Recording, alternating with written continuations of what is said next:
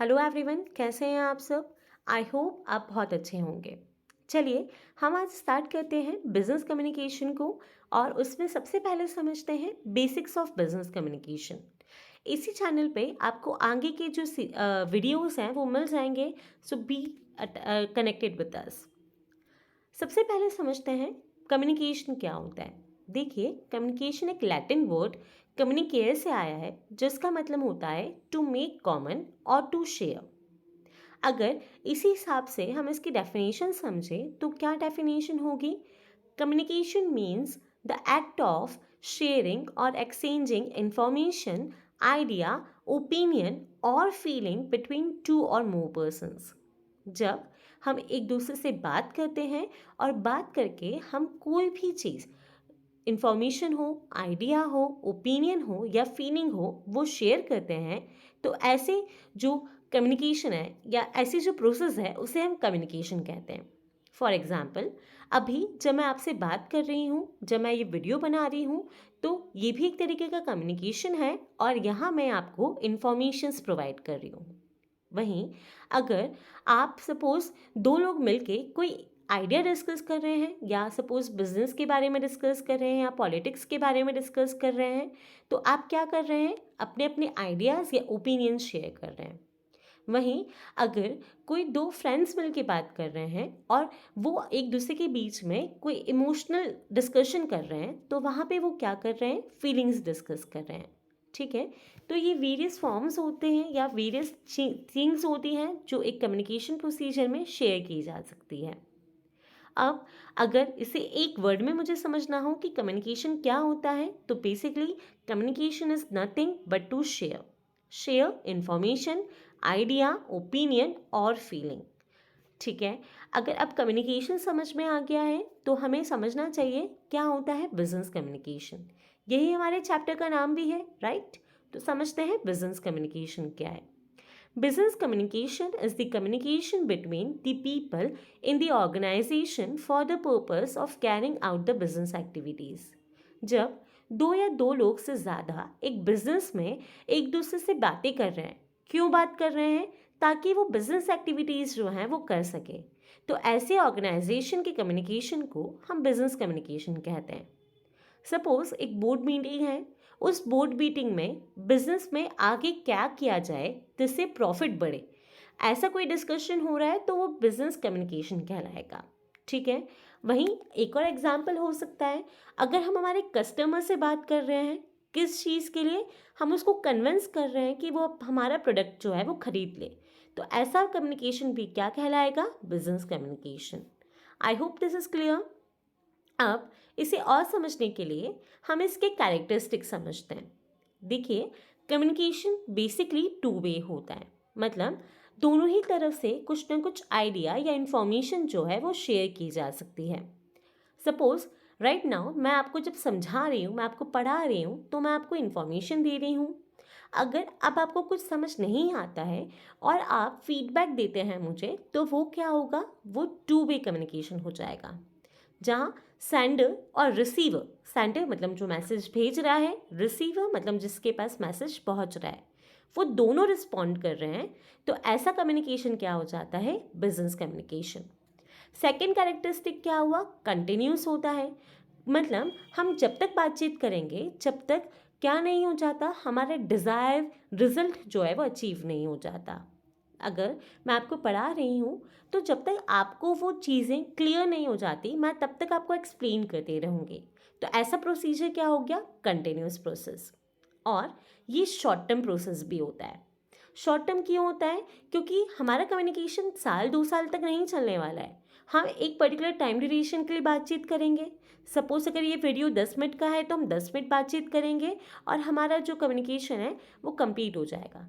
जैसे ही जो सेंडर है वो जो भी चीज़ें समझाना चाहता है रिसीवर को, रिसीवर अगर उसको समझ जाता है तो वो कम्युनिकेशन जो है वो ख़त्म हो जाता है। ठीक है, इसलिए इसको शॉर्ट टर्म बोला जाएगा। ये परवेसिव है। परवेसिव का मतलब क्या होता है, प्रेजेंट ऑलवेयर। ऐसा कोई एरिया नहीं है जहाँ पे कम्युनिकेशन नहीं होता हो। अगर मैं ऐसी बात करूं कि जो पर्सन्स डेफ एंड डम हैं उनके बीच में क्या कम्युनिकेशन होता होगा, तो साइन लैंग्वेजेस के थ्रू वो लोग एक दूसरे से बात करते हैं। मतलब कम्युनिकेशन के बिना कुछ भी नहीं है। इनफैक्ट नेचर भी हमसे कम्युनिकेट करती है डिफरेंट साउंड्स के थ्रू। अब एक और चीज़ होती है that is dynamic process. Dynamic process क्या होता है? डायनेमिक का मतलब होता है चेंजिंग। हमारा, क्योंकि सामने सपोज मैं आप लोगों से बात कर रही हूँ, अगर आपको हो सकता है एक पर्टिकुलर चीज़ समझ में आ गई बट दूसरी चीज़ नहीं आ रही है, तो मुझे अपना वे ऑफ एक्सप्लेनेशन को बदलना पड़ेगा। इसलिए कहा जाता है कि ये चेंज होता रहता है अकॉर्डिंग टू द कंडीशन। हमको सामने वाले को चीज़ें समझानी होगी, इसलिए इसे डायनेमिक प्रोसेस कहा गया है। चलिए अब समझते हैं इसके एडवांटेजेस। एडवांटेजेस की अगर बात करें तो सबसे पहला आता है successful completion of work. Communication के थ्रू बहुत सारी दिक्कतें, प्रॉब्लम्स जो हैं वो सॉल्व की जा सकती हैं। और अगर एक ऑर्गेनाइजेशन में प्रॉब्लम्स जो हैं वो सॉल्व की गई हो या हो गई हो, तो हमारे बीच का जो वर्किंग है वो आसानी से और जल्दी हो जाएगा। इसलिए इसे वर्क कंप्लीशन के लिए बहुत ज़रूरी माना जाता है। इसे समझने के लिए एक एग्जाम्पल समझ सकते हैं। सपोज़ एक जूनियर है, उसको जब तक उसका सीनियर कोई काम नहीं बताएगा वो काम कैसे कंप्लीट होगा? नहीं हो सकता है ना। इसलिए इसको क्या बोला गया? प्रॉब्लम सॉल्विंग प्रोसेस बोला गया है। कॉस्ट मिनिमाइजेशन कैसे? कॉस्ट मिनिमाइजेशन इसलिए हो जाती है क्योंकि जब हम कम्युनिकेट कर रहे हैं, हम कहीं ना कहीं लोगों को मोटिवेट भी कर रहे होते हैं, गाइड भी कर रहे होते हैं कि आप ऐसा कीजिए, आप ऐसा मत कीजिए। तो उससे क्या हो जाता है? उससे कहीं ना कहीं कॉस्ट मिनिमाइजेशन हो जाएगा। आप सामने वाला मोटिवेटेड है, वो तो ज़्यादा अच्छे से काम करना पसंद करेगा, ज़्यादा अच्छा काम करेगा। वहीं कहीं ना कहीं प्रोडक्शन जो है वो इंक्रीज़ हो जाएगा। इसलिए कहीं ना कहीं ये क्या होता है? कॉस्ट मिनिमाइजेशन का काम कर जाता है। Helps in planning. जब हम एक दूसरे से बात करेंगे तो कहीं ना कहीं हम एक दूसरे के साथ प्लानिंग कर रहे हैं ना।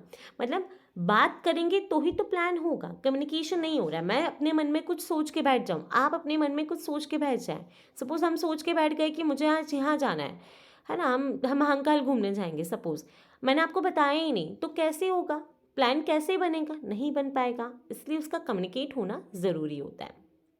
कोई आइडिया शेयर करना है, सजेशन शेयर करना है, तो भी क्या होगा? बिजनेस कम्युनिकेशन की रिक्वायरमेंट होगी।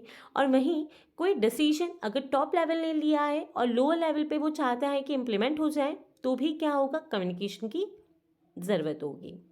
ठीक है। अब अगर किसी चीज़ के एडवांटेजेस होते हैं तो डिसएडवांटेज होना तो बनता ही है। तो अगर मैं इसके डिसएडवांटेजेस समझूं तो सबसे पहला डिसएडवांटेज होता है पुअर प्लानिंग। देखिए, पुअर प्लानिंग यहाँ पे इसलिए बोला गया है कि अगर मैंने सही तरीके से अपने वर्ड्स को चूज़ नहीं करा, मैं अगर बोलते समय अच्छे से नहीं उसको प्रोनाउंस कर पाई या अच्छे से उसको नहीं समझा पाई, तो मेरा कम्युनिकेशन क्या होगा? बेकार हो जाएगा, मतलब कोई काम का नहीं रह जाएगा। वहीं पे अगर मैंने पहले से ट्राई नहीं करा, मतलब देखो दो चीज़ें, एक होता है पुअर प्लानिंग और एक है पुअर वर्डेड मैसेजेस। इन दोनों को मैंने आपको एक साथ एक्सप्लेन कर दिया। वर्डेड मैसेजेस का मतलब क्या हुआ? सही तरीके के वर्ड्स यूज़ नहीं किए।